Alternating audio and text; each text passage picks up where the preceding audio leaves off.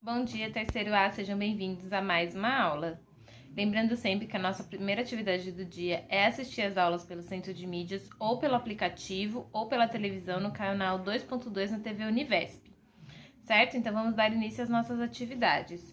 Hoje é São Paulo, dia 2 de julho de 2020. Nossa primeira atividade é uma atividade de português. Nós vamos utilizar a nossa apostila Aprender Sempre. Nós vamos fazer a página 15 e 16.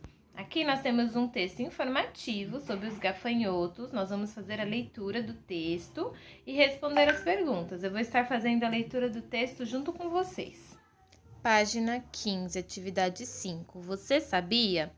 Você sabia que algumas espécies de gafanhotos sabem nadar? Descubra porque alguns gafanhotos, além de bons cantores e saltadores, são exímios nadadores. Além de bons cantores e saltadores, alguns gafanhotos são também exímios nadadores. Por essa você não esperava, não é mesmo? Mas é verdade. Existem espécies de gafanhotos que sabem nadar e fazem mergulhos longos que podem durar até 1 hora. Haja fôlego! Antes de mais nada, nem tente afundar no tanque aquele gafanhoto que pousou na sua planta. Ele vai se afogar. Vamos frisar mais uma vez que apenas algumas espécies apresentam essa habilidade. Os gafanhotos nadadores desenvolveram características físicas específicas. Uma delas é um terceiro par de pernas achatado, o que favorece seu movimento debaixo da água.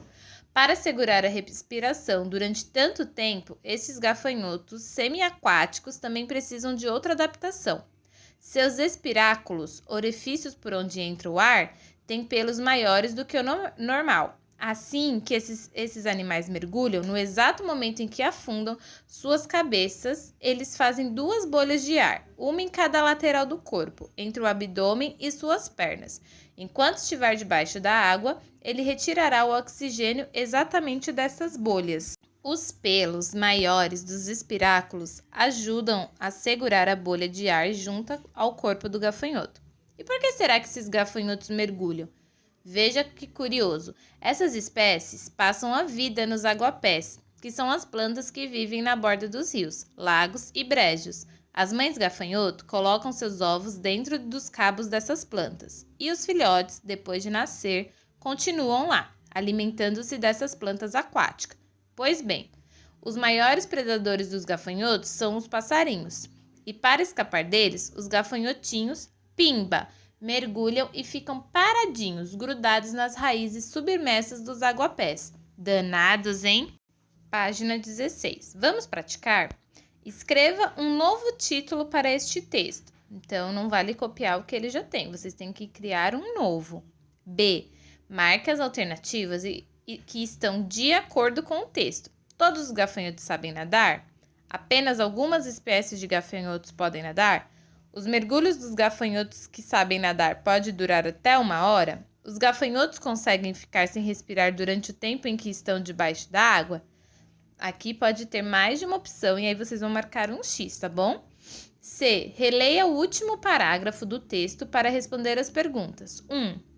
Onde os gafanhotos nadadores vivem? 2. Onde as mães gafanhotos colocam seus ovos? 3. Quem são os maiores predadores dos gafanhotinhos? E 4. Como a habilidade de nadar ajuda esses gafanhotos a sobreviver? Em seguida, nós temos nossa atividade de matemática. Nós vamos utilizar hoje nossos 2 livros. Primeiro, nós vamos utilizar o nosso livro do EMAI. Nós vamos fazer na página 59. Eu vou estar fazendo a leitura aqui e explicando a atividade para vocês. Página 59, atividade 10.4. Para medir comprimentos, usamos alguns instrumentos de medida, como por exemplo, régua, fita métrica e trena. Junto com seus colegas, meça os comprimentos indicados e preencha o quadro e indique se usou uma régua ou uma fita métrica.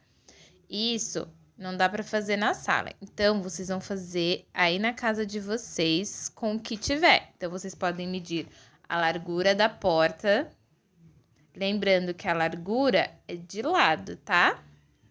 E aí vocês vão marcar se vocês precisaram usar uma régua ou uma fita métrica. A altura da porta, aí a altura sim, é de cima a baixo. E indicar se vocês usaram uma régua ou uma fita métrica. Depois a sua altura Todos lembrando de marcar se você usou uma régua ou uma fita métrica. A altura de um colega, aí vocês podem medir a altura de quem tiver aí na casa de vocês. Pode ser o papai, a mamãe, o irmão, quem tiver aí com vocês, tá bom? Comprimento da lousa não tem, então não precisa fazer. Comprimento do tampo da carteira também não precisa. Largura do tampo da carteira também não. Comprimento de uma caneta dá para fazer, vocês pegam aí uma caneta que vocês tiverem em casa. E o comprimento de um lápis, tá bom? A. Você mediu sua altura com a régua ou com a fita métrica? Por quê? B. A régua é um instrumento para medir a altura da porta? Por quê? Aí você vai responder sim ou não e por quê? A. Compare os resultados das medidas encontradas com os resultados do outro grupo. O que vocês perceberam? São diferentes ou iguais ao seu? Essa também não precisa responder, tá bom? Não precisa colocar resposta. B. As portas das nossas casas medem normalmente 2,10 metros. Há jogadores de basquete que chegam a medir mais que 2,15 metros. Como eles devem fazer para passar pela porta? Quantos centímetros de diferença há entre a porta e um jogador de basquete? Em seguida, nós vamos fazer o nosso livro de matemática. Nós vamos fazer a página 99. E eu vou também estar respondendo aqui junto com vocês. Na página 99, tem uma pesquisa para fazer. Página 99, medidas de comprimento.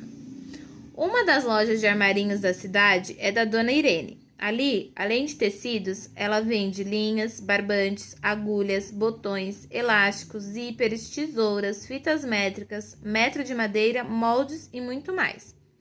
Para vender os tecidos por metro, ela utiliza uma fita métrica ou um metro de madeira. Pesquise para responder. A. Que outros instrumentos de medida podemos utilizar para determinar o comprimento de objetos ou mesmo de pessoas? B. Quais unidades de medida de comprimento são mais usadas no nosso dia a dia? Unidade de medida, gente, é metro, centímetro, milímetro, quilômetro, tá bom?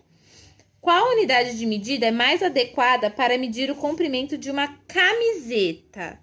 A gente dá para medir uma camiseta com metros, com milímetros, com quilômetros? Qual seria o mais indicado? D. E para medir a altura de um prédio de 3 andares?